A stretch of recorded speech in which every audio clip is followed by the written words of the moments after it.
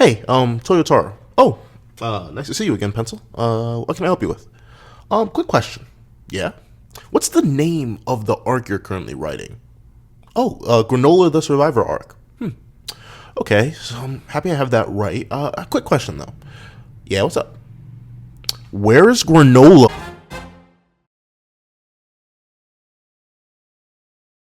Thank you to our final patrons, Sinners Lancelot, Art Goon, Praise the Sun, and Strawbones. A big thank you to our $69 tier noise patron, Brian. Now, before we hop into this breakdown on Chapter 84 of DragonBallZ, please, if you ever leave your own thoughts on the chapter in the comment section down below. Leave a like and subscribe if you haven't already. Also, make sure that little notification bell so you miss out on any videos that come to the channel. Also, I do have a Patreon down below. We can support for as low as $1 a month. Any support would be appreciated. Now, let's get into it with last month's poll.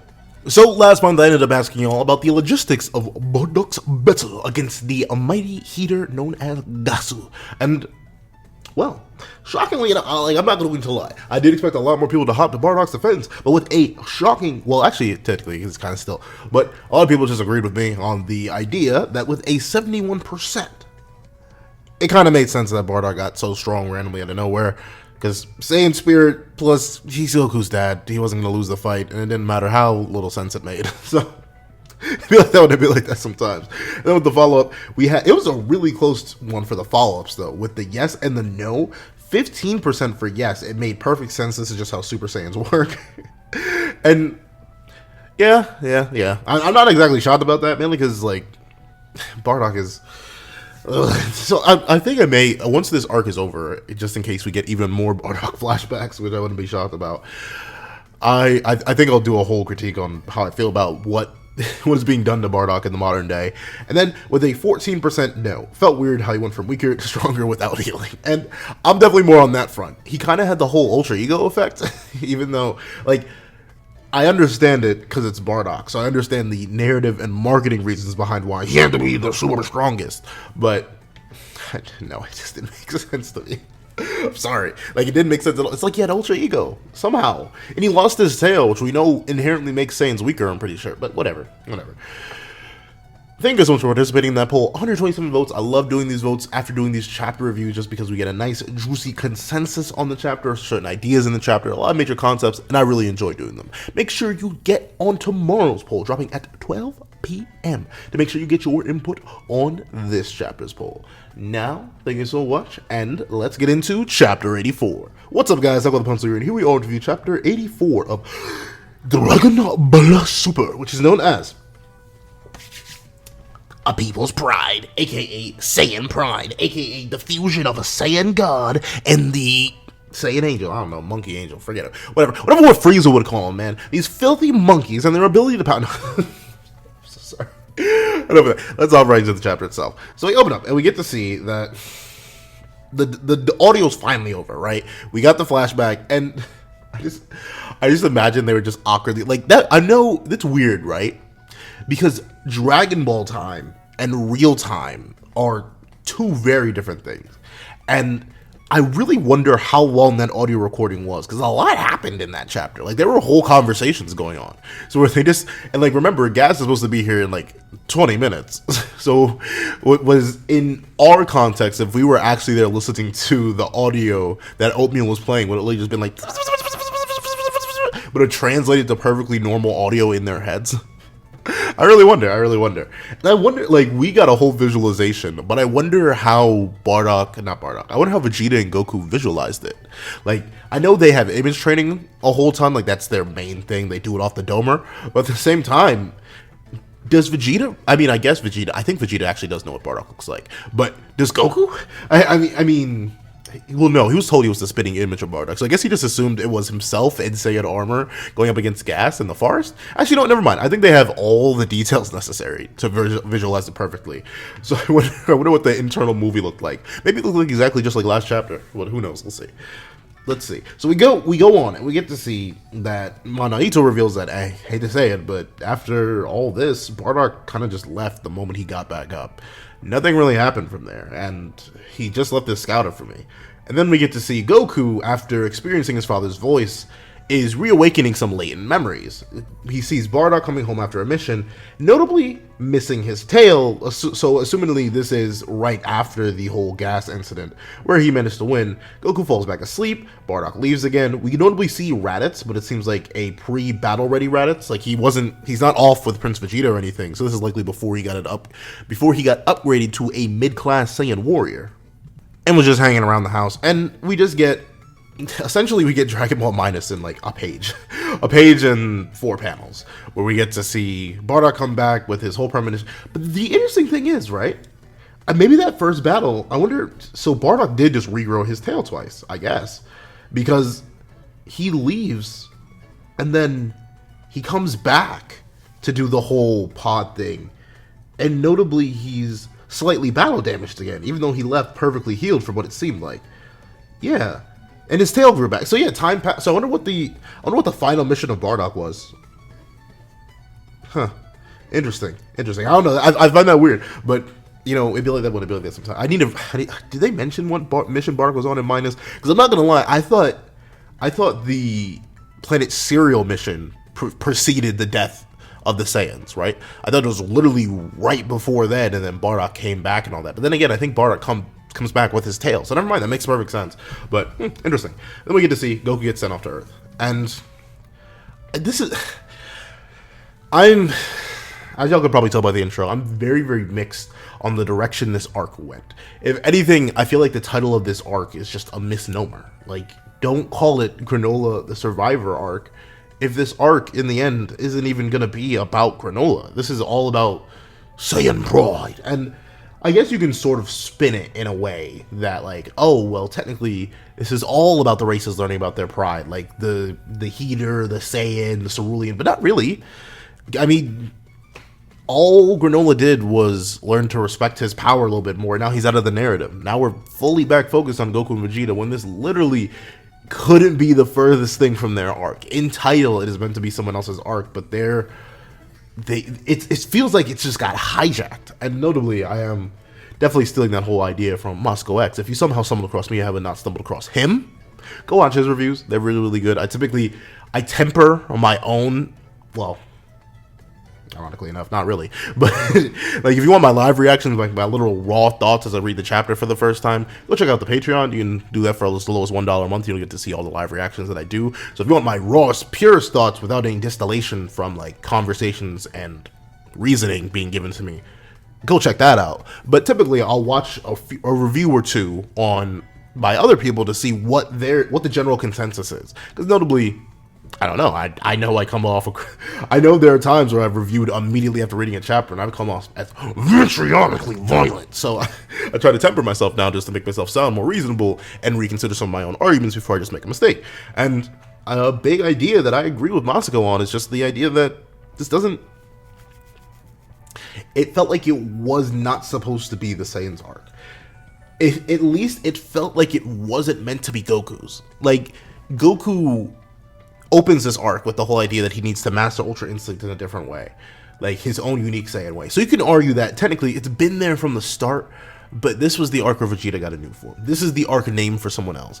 Goku and Vegeta have no investment in gas, to the point where Toyotaro and Toriyama had to shoehorn in a whole Scouter flashback just so they could have some connection to him. Gas, the Heaters, this entire situation is a nobody when we have a character that perfectly fits into these characters.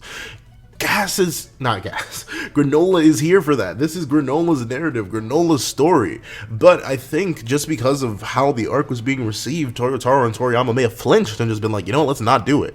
That's why it feels like this whole situation, like we were building to a climax with Gas becoming the mightiest, right? It felt like we were going there, and then we hit the climax week and we were supposed to have it. But then we suddenly have this whole cooldown and flashback. It just feels out of place. That's the thing. And I'm not, like, but the thing is, I like some of the ideas that the arc is doing, like, notably on Namek, Goku accepted his Saiyan nature, but he never necessarily accepted Saiyan pride. Goku was never necessarily, I mean, it's weird to say, though, he always had pride in his strength, but never necessarily pride as a Saiyan. So, you know, getting that from his dad works, but I just feel like this isn't the arc for that. Put it somewhere else. and it just feels so off. And Vegeta's the one that kind of annoys me a bit more when we get into this whole discussion of Saiyan pride. Because I feel like no one forgets, but that's been Vegeta's entire thing. And I mean, I sort of get where Toyotaro and Toriyama are trying to spin this, right? Like, oh, well, Vegeta has been losing his Saiyan pride ever since he got ingratiated to life on Earth, and his definition of pride has more so shifted. He's not just prideful because he's the prince of the Saiyan race, the strongest warrior race to ever exist in the universe, but he's proud of everything he's built in his life, and that's not good. He needs to, well, no, it's not good enough. He needs to incorporate some aspects of his old Saiyan nature. And I'll admit, that's the thing, like, it's not like, it's weird. None of this is necessarily bad, and thank you to everyone in the comment section on every one of my reviews who is taking your time out of your days to really well explain the arc and break it down to me.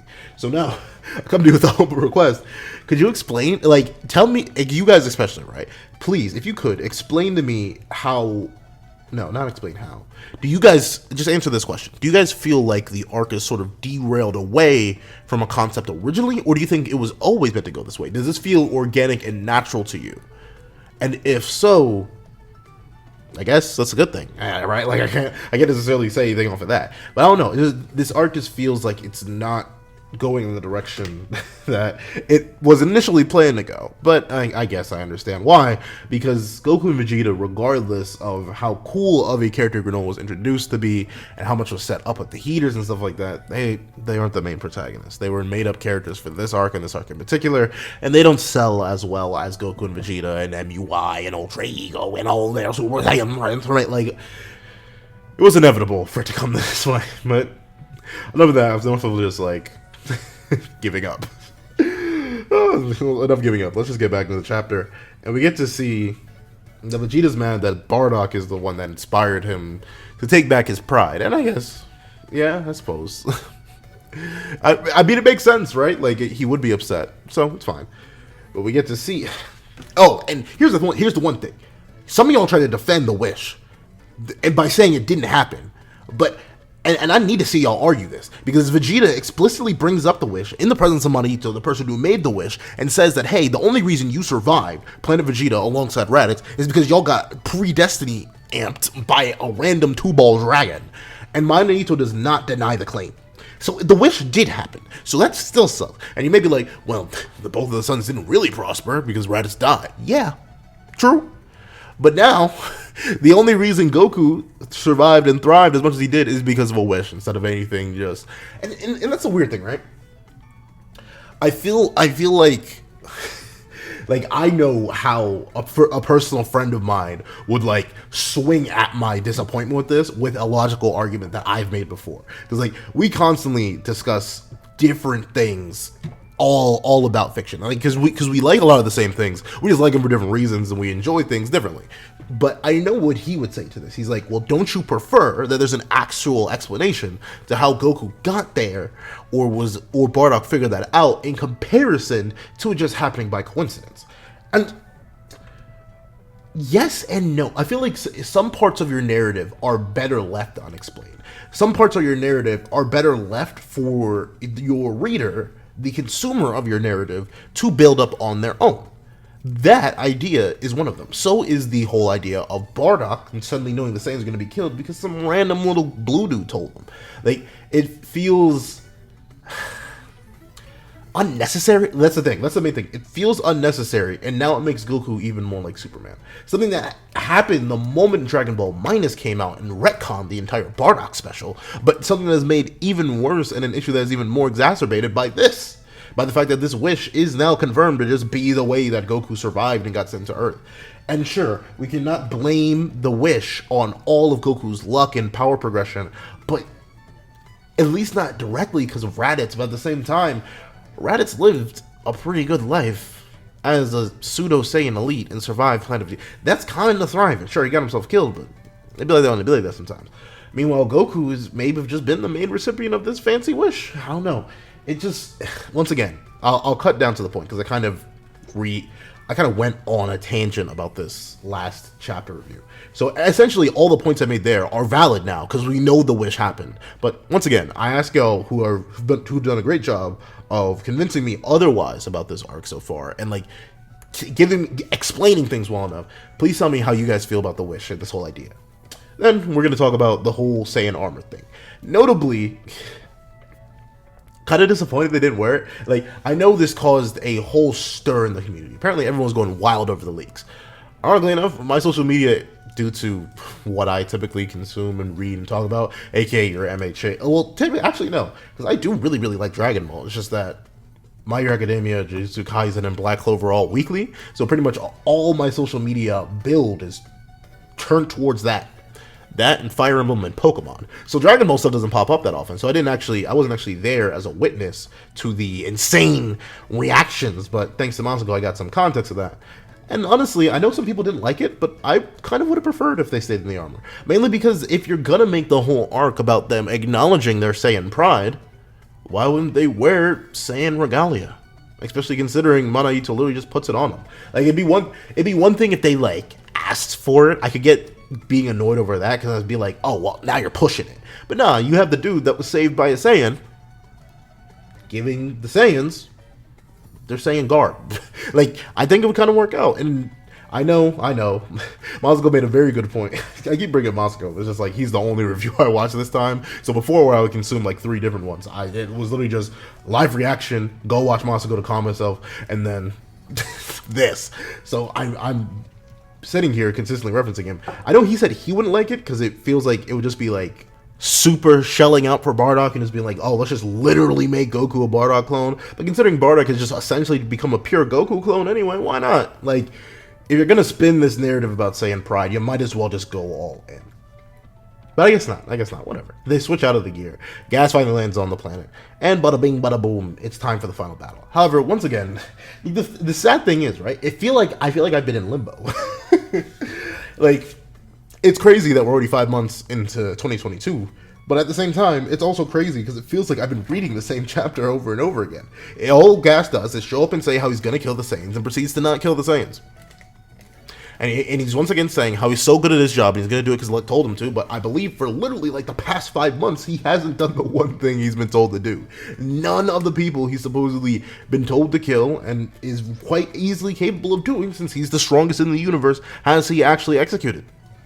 So he just, like, and Gas as a threat was devalued in that Goku Instant Transmission chapter all over the world. So I don't know, none of that really has value anymore. I don't know, I don't view Gas as a viable antagonist, though I see, that's the weird thing. I see how he works, but then again, Bardock won.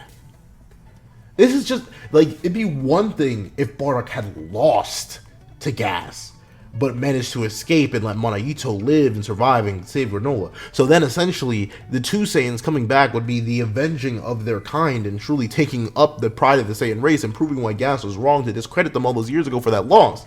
But Bardock won. There's no, like, Gas really has nothing. No tie into these Saiyans other than the fact that they're Saiyans, and one of them happens to look like a Saiyan he lost to a couple years ago. And he also wets himself. That's it. I don't know, Gas is pointless as an antagonist. But of course, Goku and Vegeta step out to meet him, and I guess they somehow got fully healed? I don't, like, Monaito says he patched them up, but, like, they go from extremely battle damaged and fatigued to perfectly fresh and able to enter their strongest forms.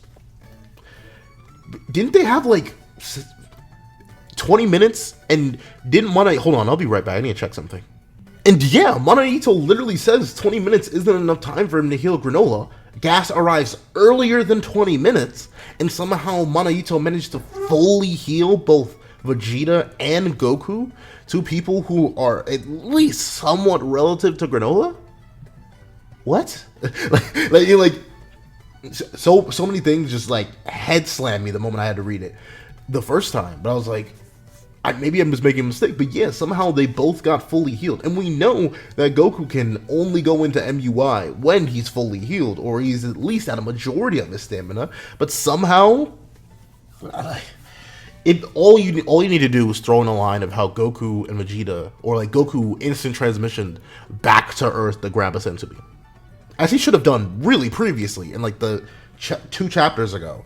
But this in particular, like that would have been a better line than somehow just contradicting your own narrative off screen. But whatever, it leads to a very cool shot, because I will admit, Goku and Vegeta, as much as I still hate Ultra Ego and I think it looks like a disgusting meat brow having form, it is a very cool image to see the two of them powering up together. And I do think this is essentially the closest we will ever get to seeing a God of Destruction and an Angel team up. And I think that's very, very cool. I like that idea. Honestly, I would love it if we actually did get to see a real God of Destruction and a real Angel team up, Beerus and Whis. But honestly, if this is as close as we're going to get to it, I think it's very, very cool. And I like how these two essentially decide that they aren't going to just let each other fight one-on-one. They're going to jump.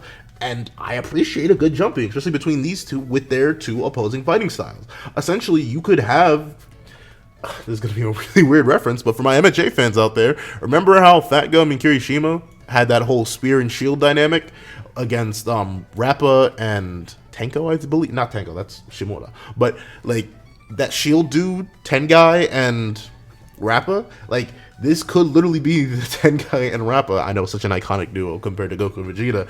But, like, Goku could be the spear to Vegeta's shield. And the thing is, Vegeta could keep growing stronger as a shield as Goku keeps using him as a... Like, the dynamic here could be really, really cool. And it starts off really, really cool as well. I love the shot where Goku and Vegeta both clash with Granola. And Granola's forced to hold both of them off at the same time. Goku with a punch, Vegeta with a kick. I think it's really, really cool.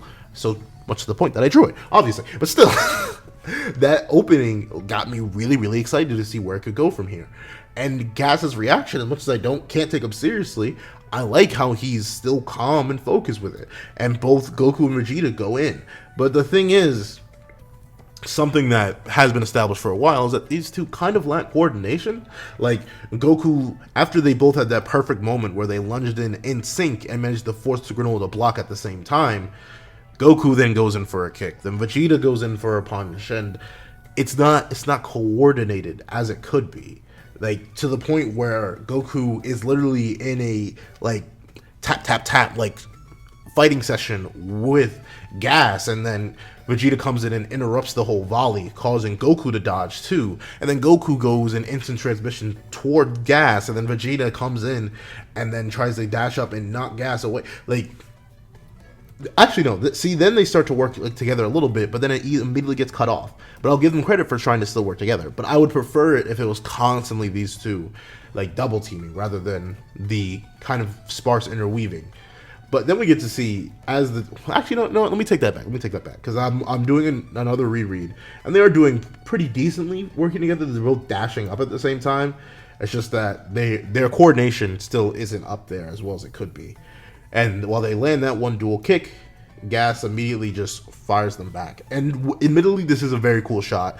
I love the Kamehameha Galagun combo. It's a really, really cool thing. But Gas dodges, and he manages to pull out the weapons. And I do like the weapon combat. We get to see that Gas ends up knocking away Vegeta, and now it's just Goku versus Gas.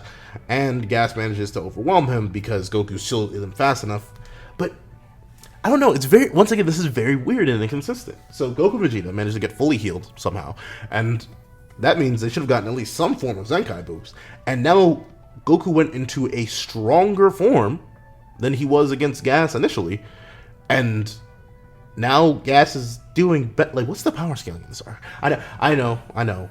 Pencil, not everything is about power scaling. Yes, but at the same time, come on now. This arc is literally just revolving around people wishing themselves to be stronger. How is this somehow I don't know, whatever. But we get to see that after the two get separated, Vegeta essentially fully forgoes the idea of working together and goes on to attack him with a Hakai. But notably, for some reason, I mean, I guess he says it's the attack that's capable of erasing mortals. So I'm going to assume this is a variant of Hakai. But I guess maybe it's only mortal specific, because somehow when... I mean, actually... Never mind, it makes sense. Because, but that's an anime only thing. As I was gonna say, well, it kind of doesn't make sense because Hakai just erases things unless you have some special nature to resist Hakai. Look at Zamasu, but I guess in actuality, I guess one, Granola Gas is stronger than Vegeta, and two, in the anime at least, we know you can resist Hakai energy with regular ki because both Frieza, well, arguably three, because Goku, Frieza, and Vegeta all do it, but they never necessarily show that in the manga. So this Hakai kind of just failing against Gas's shield and kind of just acting like a regular ki blast. I think it's cool though. I like the energy swirling around. It kind of looks like a spirit bomb with fire. And we get to see Goku and Vegeta pushing together. Well, notably, Vegeta was pushing alone, and then Goku instant transmissions in. And unfortunately, it's just not enough. Mainly because we see, according to Alec, the power, the raw energy of Gas should just be above Goku and Vegeta's strongest forms because they had displayed both of those before. Essentially meaning that Gas is the wish that like made for Gas puts him above people that may somewhat be relative to him. Essentially, one way or another, this wish eclipsed their strongest forms even with what Vegeta said. Meaning whatever Zenkai boost they got from before and whatever relativity Goku may have had to Gas in Super Saiyan Blue is pretty much irrelevant now. And thusly, they can be overwhelmed while working together by Gas alone, which is a pretty solid leap. But, and notably, this leads to the stupidest part of the chapter. I do take back everything I said about the two not working together. They were doing it as well as they could. But right here in the end, for some reason, Vegeta decides to just purely abandon Goku with his Hakai, which Goku can once again resist. I guess just ki resistance. And he has godly ki, but he doesn't have any Hakai energy. We know whatever. But we get to see that Vegeta just straight up abandons Goku and starts taking damage to get stronger. And I'll get onto that in a second. But the main thing is, Goku, why are you holding back that blast when you can instant transmission it onto Granola's, I keep saying Granola, Gas, Goku, Garuto, Goofy, Gichigo, like, there's so many G's in this darn arc, but, I say that, there are like 3, but still, Goku, instant transmission over to Gas, and shove your big fat ball down his throat. I have a problem. But regardless, dude, what are you doing? Not pressing him at all with that. Why are you actually holding it back when you could just shove it down his throat? Like that thing definitely went and destroyed a planet. Because he literally just throws it up to the heavens and it goes somewhere. It doesn't hit the Shugarian city, but I bet that energy will last and go destroy some poor planet. Really considering how fast these things travel. But whatever. And the thing that's the most annoying about that is that Goku immediately uses instant transmission afterwards. So instead of using instant transmission, which we know he doesn't need the hand for, because we literally see him in this very chapter using it without the hand. It's weird, strange. I'm not gonna lie. It's just weird. It's just strange. However, we get to see that Vegeta has now taken up the mantle against Gas because he's explaining that damage is nothing but fuel, and that means he's only getting stronger. However, I hope he plays it smarter this time, because he said these exact same things to the previous struggles of the universe, and he lost the fight. So, Vegeta, from the bottom of my heart, bro, please don't fold. Please don't fold. However, that's the end of the chapter, and overall, it's a pretty solid chapter. Like, as much complaints I have about it on a micro level, I just don't like a lot of the miniature details in this chapter. Actually, no, my biggest problem truly is a macro level problem. I do think it makes legitimately negative 15 cents for Gas and Granola to not be fighting, and rather the two Saiyans be fighting for Granola. Hopefully the saving grace will be Granola in the end. I know that means Vegeta doesn't get a victory, even though the arc is supposedly setting him up for that again. But I really would prefer Granola the survivor deal with the people who have wronged him all his life, rather than Goku and Vegeta, or even Vegeta, who doesn't know these people from a can of paint. However, those are my thoughts. Please tell me your thoughts in the comment section down below. Thank you guys so much for watching. Remember to like, share, comment, and subscribe, and make sure you hit that little notification bell so you miss out on any videos that come to the channel. Thank you guys so much for watching once again, and I hope you guys have a wonderful day. This is That Guy with the Pencil, writing off.